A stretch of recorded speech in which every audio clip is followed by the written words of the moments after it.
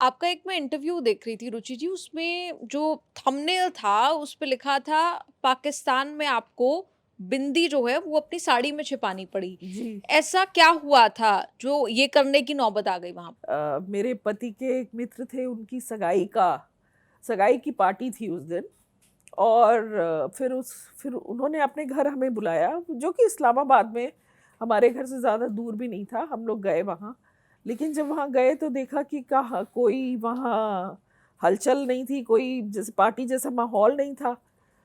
तो वो पता चला हमें बाद में 9 बजे के बाद उन्होंने कहा कि पार्टी एक्चुअली कहीं और है और मेरे दोस्त आपको लेके आएंगे और आप उनके साथ गाड़ी में आइए। हमें अपनी गाड़ी में भी उन्होंने कहा कि नहीं, आपकी गाड़ी यहीं छोड़ दीजिए और उनके साथ आइए।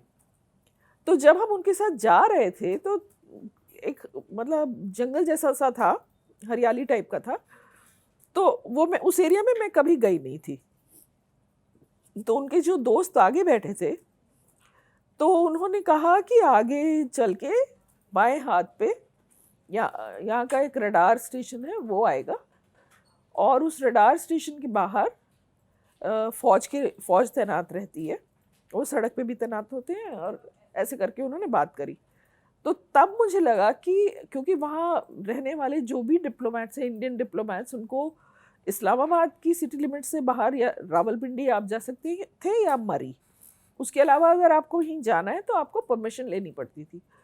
तो हमने तो किसी से परमिशन नहीं ली थी, क्योंकि हम तो सिर्फ इस्लामाबाद की पार्टी सोच के गए थे वहाँ।